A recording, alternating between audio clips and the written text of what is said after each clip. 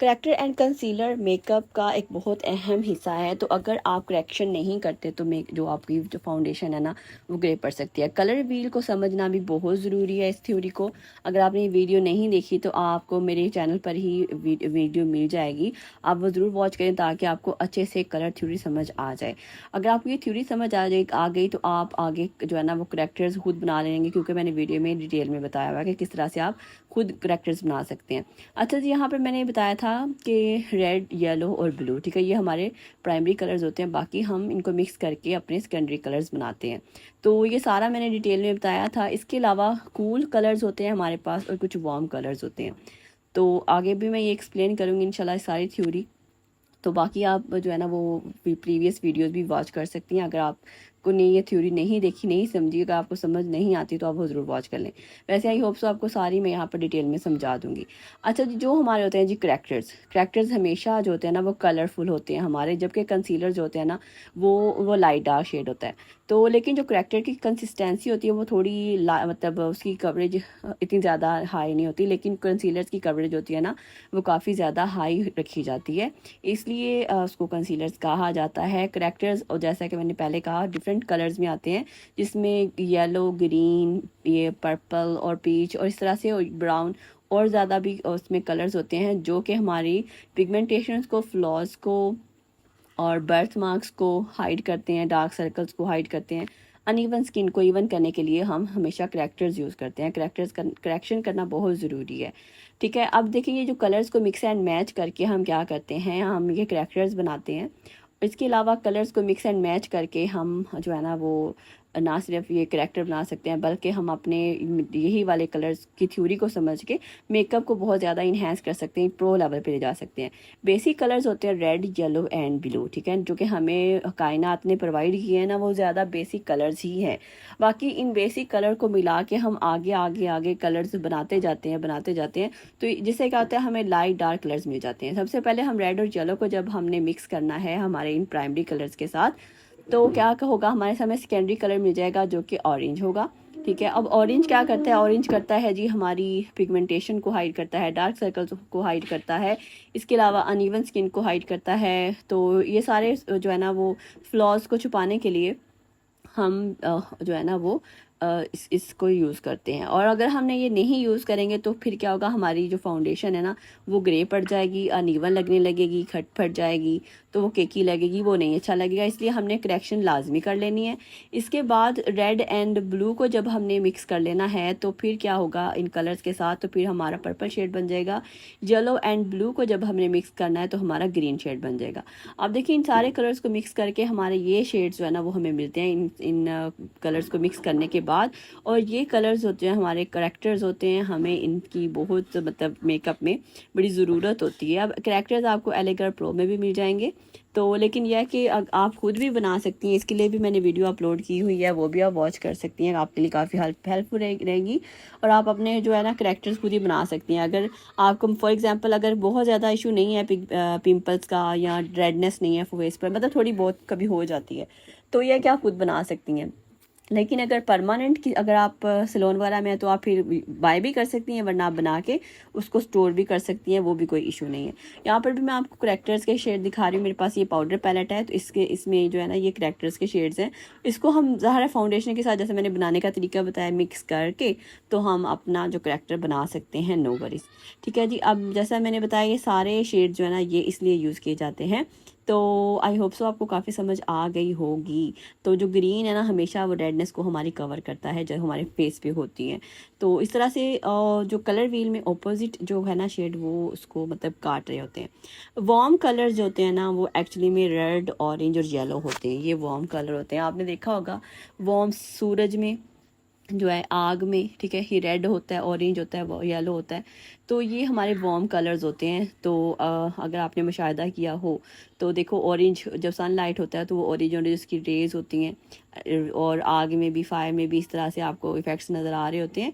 इसके अलावा जो कूल कलर्स होते हैं वो पर्पल, ब्लू और ग्रीन होते हैं हमारे। वैसे आग में भी पर्पल से जो अगर हम दे सिमिलराइज करें तो हमारा जो वाटर है उसका कलर ग्रीन ब्लू होता है ना, ओशन का कलर। तो इस तरह से ये कलर्स जो होते हैं ना ये कूल कलर्स होते हैं। तो इस तरह से कुछ ये कलर मिक्स एंड मैच करके हम फिर अपना आगे नेक्स्ट जो है ना वो शेड्स बनाते हैं।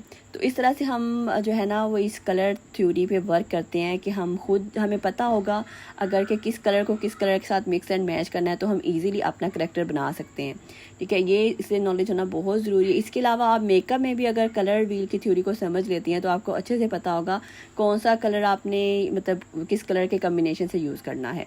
तो ये बात यहाँ तक क्लियर हो गई। इसके बाद आता है कि करेक्टर्स जो होते हैं ना हैव और कम इन मैनी कलर्स। जैसे मैंने आपको पहले बताया करेक्टर जो है ना बहुत सारे शेड्स में आते हैं, जैसे ऊपर भी मैं पैलेट में दिखा रही हूँ। इसके अलावा एलेगर प्रो में भी कितने सारे जो है ना करेक्टर्स के कलर्स आते हैं, मैं आगे आपको इमेज में दिखा देती हूँ, ठीक है। तो करेक्टर क्या करता है, बेसिकली करेक्टर जो होता है जितने भी हमारे फेस पर इम्प्योरिटीज़ होती हैं, जैसे रेडनेस हो गई, पिंपल के मार्क्स हो गए, तो उसको ना हाइड कर देता है, ठीक है। डार्क सर्कल्स हो गए, जब हमारे फेस पे अच्छे से करेक्शन हो जानी है ना तो फिर हमारी जो बेस है, फाउंडेशन कह लो, वो बहुत ही अच्छी बननी है और वो लॉन्ग लास्टिंग भी बननी है। उसके बाद जो कंसीलर होता है can do neutralising and highlighting. Neutralising and highlighting करता है हमारा कंसीलर। अब न्यूट्रलाइजिंग क्या होती है और हाईलाइटिंग क्या होती है वो मैं आपको आगे चल के बताती हूँ। तो पहले आप ये समझ लो कि करेक्टर क्या करता है, वो हमारा जो है वो काफ़ी शेड्स में मतलब कलरफुल होता है, ग्रीन में, या जहाँ पर ये मैं आपको इमेज दिखा रही हूँ डिफरेंट कलर्स में आते हैं ना, तो ये करता है करेक्शन।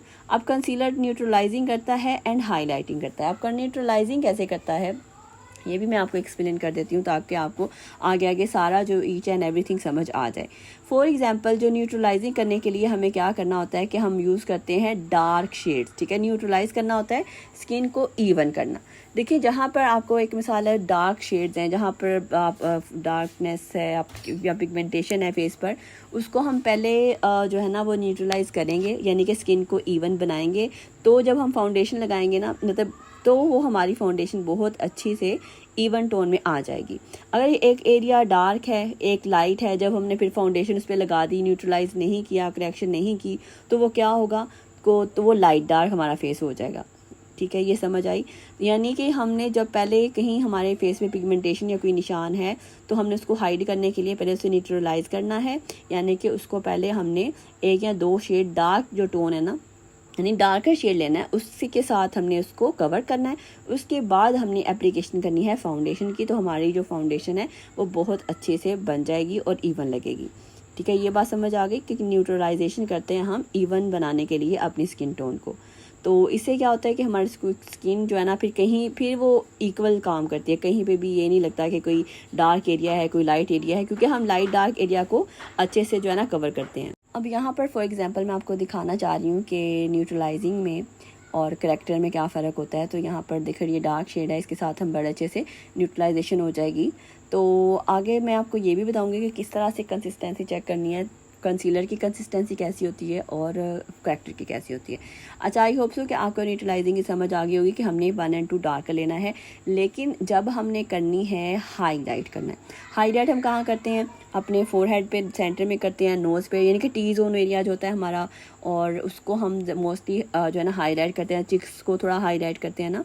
तो उसके लिए इस तरह के पैलेट भी अवेलेबल होते हैं, कार्ला सीक्रेट पैलेट के कलर्स, ठीक है। तो अब देखो यहाँ पर ये जो शेड है डार्क वाला, इसको हम करेंगे न्यूट्रलाइज यूज़ के लिए यूज़, और जो हाईलाइट के लिए वाइट भी यूज़ कर सकते हैं, लाइट शेड भी, लाइट फाउंडेशन भी यूज़ कर सकते हैं, उसको हम हाईलाइट करने के लिए यूज़ करते हैं, ठीक है। तो ये थोड़ा सा फ़र्क होता है न्यूट्रलाइजेशन में और हाईलाइट में। जब आपने न्यूट्रलाइज करना है आपने डार्क शेड लेना है, डार्क टोन में लेना है 1 और 2 डार्कर। लेकिन जब आपने करना है हाईलाइट तो आपने 1 और 2 टोन्स जो है ना वो लाइटर शेड लेना है, क्योंकि लाइटर शेड लेंगे तो ही आप उसको हाईलाइट कर सकेंगे। अब देखिए यहाँ पर मैं आपको दिखा रही हूँ कि न्यूट्रलाइजेशन ये में कैसे करना है हाईलाइट का। जैसे कि फॉर एग्जांपल ये 2nd नंबर वाला मेरा फॉर एग्जांपल का स्किन टोन है, ठीक है।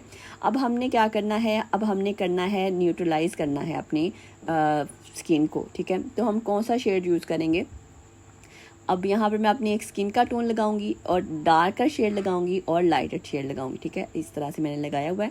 तो अच्छा यहाँ पर देखो जो सेंटर वाला कलर है, फॉर एग्जांपल ये मेरी स्किन का अगर कलर है तो ये वाला जो कलर ये मेरा न्यूट्रलाइजेशन के लिए यूज़ होगा, ये डार्क वाला शेड ये वाला, ठीक है। और इसके बाद जो हाईलाइट करने के लिए यूज़ होगा, जो मैंने ये पहला वाला लाइट शेड लगाया है वो, यानी कि 1 और 2 लाइटर शेड यूज़ होगा, ठीक है।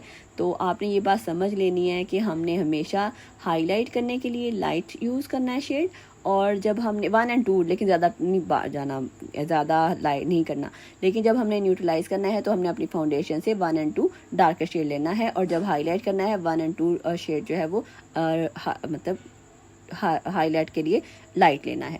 इस तरह से आपकी फिर फाउंडेशन जो है वो बहुत अच्छी बनेगी। जब आप उसको ब्लेंड करेंगे तो नो डाउट उसका रिजल्ट जो है ना वो HD फाउंडेशन में आ जाएगा। आपकी फाउंडेशन ग्रे नहीं होगी, पैची नहीं होगी, केकी नहीं दिखेगी और इवन होगी।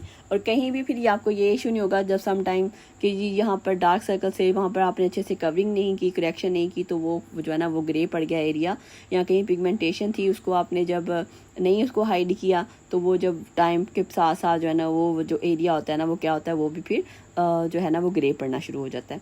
तो इस तरह के जो मसले मसाइल हैं ख़ास तौर पर ब्राइडल मेकअप में तो हमें बहुत ज़रूरी होता है, ये करेक्शन करना ही करना होता है, मस्ट होता है, क्योंकि इसके साथ उन्होंने ब्राइडल्स का मेकअप मोस्टली जो होता है वो काफ़ी आवर्स तक चलना होता है। तो अगर वो हम ये सारे स्टेप्स नहीं करेंगे तो क्या होगा कि हमारा जो फाउंडेशन ब्लैक पड़ना शुरू हो जाएगा, ग्रे पड़ना शुरू हो जाएगा। अब मैं आपको कंसिस्टेंसी चेक करवाना चाह रही हूँ जो कि है कंसीलर की और करेक्टर की। अब यहाँ पर मेरे पास करेक्टर एलेगर प्रो का मौजूद है, ठीक है। तो इसकी कंसिस्टेंसी आप देखोगे कि काफ़ी थिन है, मतलब इतनी ज़्यादा लिक्विड है लेकिन काफ़ी ज़्यादा ना मतलब कवरेज नहीं है इसकी, मतलब इस तरह से होती है, ठीक है। लेकिन जो होगा आपका कंसीलर, इसकी आप कवरेज देखो, ये देखो कंसीलर की coverage as compare to corrector बहुत ज़्यादा होती है। कंसीलर क्या करता है वो बिल्कुल जो है ना आपका जो डार्क सर्कल्स वगैरह को ना अगर आपने करेक्शन किया ना फिर वो ऊपर से ऐसे बिल्कुल फ्लॉलेस बना देगा, बिल्कुल भी नहीं पता चलेगा आपके कहाँ पर डार्क सर्कल थे, कहाँ पर पिगमेंटेशन थी, और ये सारे प्रॉब्लम्स को ना वो हाइड कर देगा। लेकिन करेक्शन किया हुआ होगा तो उसके ऊपर जब हम कंसीलिंग करेंगे तो फिर वो बड़े अच्छे से कवर हो जाएगा, ठीक है। तो ये बहुत ज़रूरी है आपको ये समझ लेना। अब मेरे आई होप सो कि आपको कंसीलर में और करेक्टर में फ़र्क समझ आ गया होगा। देखो करेक्टर ने सिर्फ जस्ट एक हाईलाइट कर दिया है ना उस एरिया को, यानी थोड़ा सा उसने हाइड कर दिया। जस्ट इस तरह से आपको कोई प्रॉब्लम होगी ना स्किन में तो वो भी इस तरह को हाइड कर देगा। तो और लेकिन कंसीलर फुली जो है ना वो कवरेज देगा, फुल जो है ना वो कम जो है कवर करेगा। तो ये मेरे पास ग्लो ब्यूटी कॉस्मेटिक्स का आइवरी में शेड मौजूद है। बहुत ज़बरदस्त ये जो है ना वो कंसीलर है। इसकी कंसिस्टेंसी काफ़ी थिक है, थोड़ा सा अमाउंट ही काफ़ी होता है, मैं इसको मोस्टली यूज़ करती हूँ। तो ये तो थी जी मेरी आज तक की वीडियो। उम्मीद करती हूँ आपको ये डिफरेंस समझ आ गया होगा कंसीलर में और करेक्टर में। आज आपको मैंने थोरोली काफ़ी डीपली समझाने की कोशिश की है। फिर भी अगर आपको समझ ना आया हो आप मुझे कमेंट में पूछ सकती हैं करेक्टर क्या है, कंसीलर क्या है, न्यूट्रलाइजेशन क्या है। अब आपने मुझे ये बताना है कि न्यूट्रलाइजिंग के लिए हम मतलब कैसा शेड लेते हैं, लाइट शेड लेते हैं या डार्क शेड लेते हैं, आपने मुझे कमेंट करके बताना है। इसके अलावा आपने मुझे करना है जी सब्सक्राइब कर लें चैनल को, वीडियो को लाइक एंड शेयर करना मत भूला करें, और आप मुझे इंस्टाग्राम पर फॉलो कर लें ताकि आपको जो आपके जो इस कोर्स के अख्ताम पर आपको जो मैंने सर्टिफिकेट्स देने हैं वो आपको इंस्टाग्राम पर आप मुझे अपनी जीमेल आईडी सेंड करेंगी तो आपको आपके जो है ना वो अपने सर्टिफिकेट्स मिल जाएंगे। अच्छा जी, डे 8 में हमने क्या क्या पढ़ा है कंसीलर और करेक्टर के बारे में एकदम कम्प्लीटली समझाने की मैंने कोशिश की है।